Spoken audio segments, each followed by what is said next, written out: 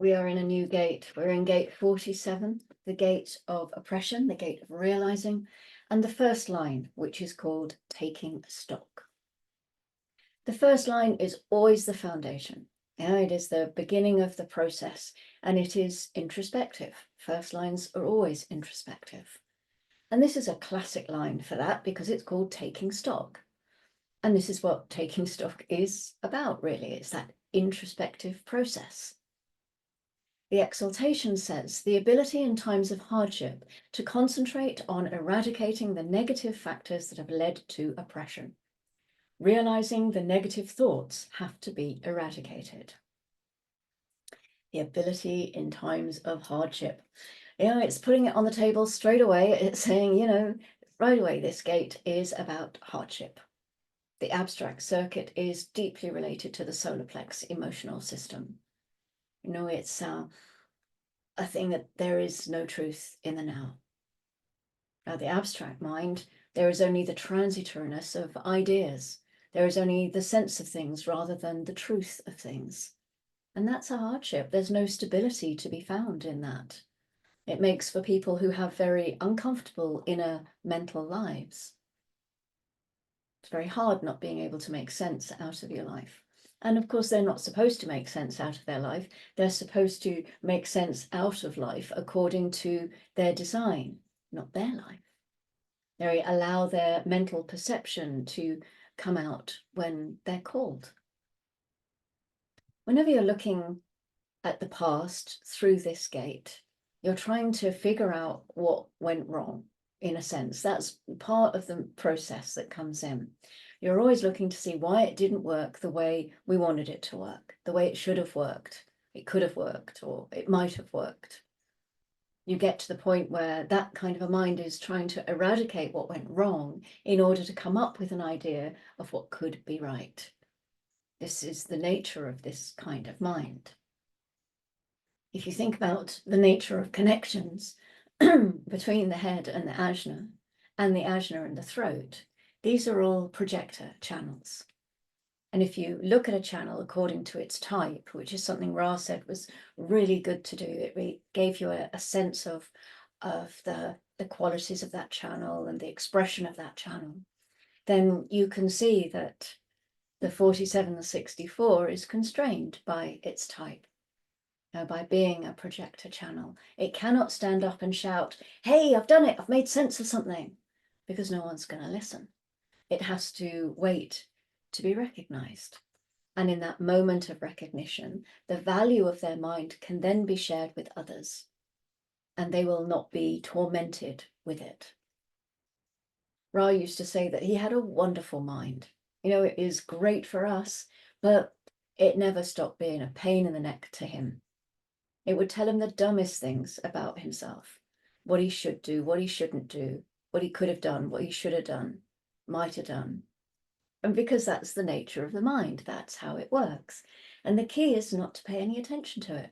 You get into a situation where you're annoyed, you're upset, your mind goes from to all through its process. It's a bit like that emotional wave. Remember, there's that correlation between the ajna, or this cyclical process in the abstract side of the ajna, and the emotional center. Our minds are always measuring and comparing because that's what minds do. They get upset all the time. They get annoyed all the time. They're disappointed. Whatever. This is the mind. This is how it works. If we start to take that personally and we allow that to guide our decision making, then we're living from the not self, and we're giving the mind so much more power than it is really equipped to handle. The negative thought that's mentioned in the line where it says, realizing the negative thoughts have to be eradicated. This is about trying to make sense of things for yourself, trying to use that abstract mind as a guide for you. We're here to be a witness to our minds. It's not about being mind. It's about recognizing that mind is part of the vehicle. It doesn't control the vehicle. There's more neural activity in our solar plexus than there is in our frontal lobes. The lymphatic system has a greater impact on whether or not we're going to stay alive in this world than all of this firing of neurons that goes on in our brains. It's just part of the apparatus, and it's there so that we can communicate with each other, after all. It is not there to dictate life to us. It's not there to dictate our fate. The detriment says the delusion of seeing oppression as an exclusively external phenomena, with often disastrous results. The sense that the world is against you. You can't make sense out of anything, and you're not asking anybody else to do it with you. So you think everyone's against you. Life is horrible because you can't make sense out of it. And it's not your fault. It's everybody else's fault. Because this is the collective. And the collective, everybody likes to share the blame in the collective. Share the blame, share the guilt, share the pain. Always. Remember, it's linked to the emotional solar plexus, which generates all these feelings of guilt and shame and blame as part of its process. And the other side too. But this is definitely part of the process that we have to pay attention to. And sometimes, of course, we consider it's quite sophisticated to accept that we are halfway to blame. Maybe, maybe not quite half. And this is the other side of the line, in this foundation of oppression. You are either trying to correct or fix, trying to make sense out of what did not work in order that you can come up with an idea of what will work. Or you end up constantly feeling like you are never going to be able to come up with anything that's ever going to really work because the world is against you. It's too hard. This is that echo coming in from the solar plexus, those waves. And it's a gate that can become quite obsessive. It's constantly dealing with what happened yesterday and the day before and trying to work it all out, trying to make sense of it. It's the beginning of the abstract mind, which is all about expectation. Experience without expectation, but the expectation always comes in, it's always there. And it says, I have an expectation that I can really make sense out of my life. Uh-oh. And that's why actually they become believers. And if you follow the stream down, it goes down from the 47, crosses the ajna into the 11 and down into the 56. The 56 is the voice of this stream, and it says, I believe. That's its voice. So they want to believe in something that's just as senseless as their own attempts to try to understand themselves, really. It's a thing. If you believe in something, then it must make sense, surely. The most important thing really for the abstract mind is to recognize that sharing itself, sharing its mind as an outer authority is a social responsibility.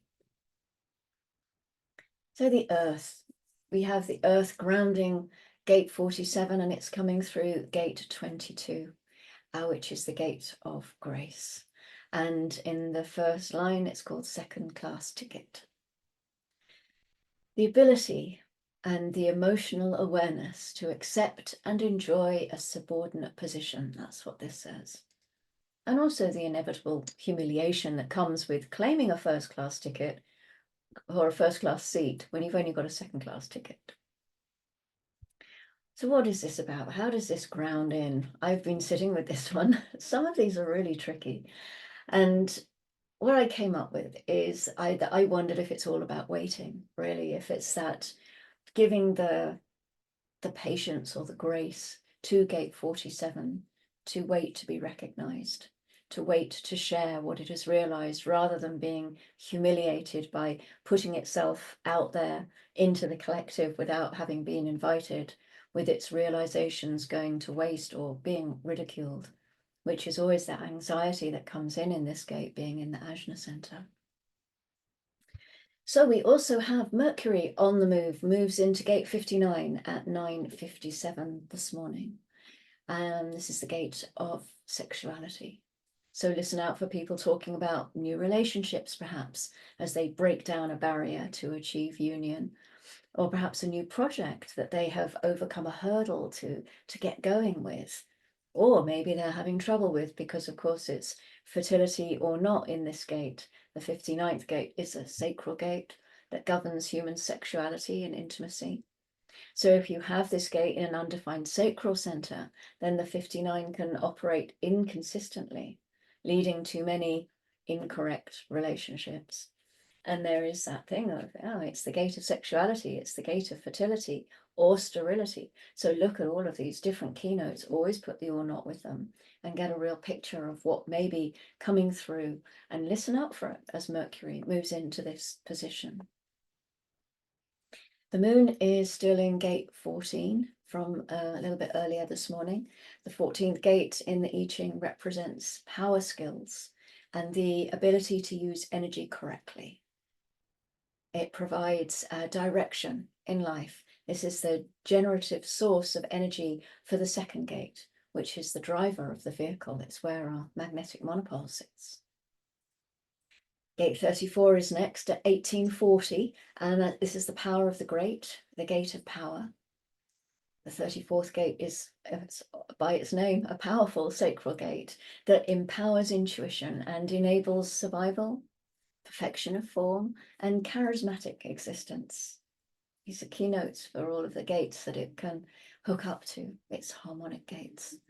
It has unique characteristics, such as needing to be busy and being exclusive for survival and for form processes.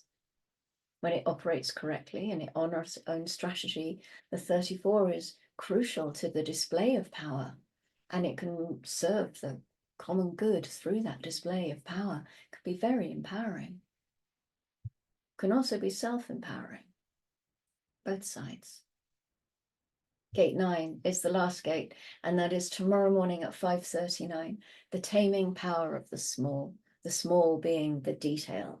This is the gate of focus. The 9th gate is again in the sacral center, and it represents the ability to focus and build mastery through correct response. It has the potential to lay the foundation for a secure future and the right flow in life, but jumping over details can lead to problems. Focusing on the small things is crucial for success. So this is our first line in our new gate 47. Thank you very much for joining me, and I will see you tomorrow for the second line. And as always, go gently.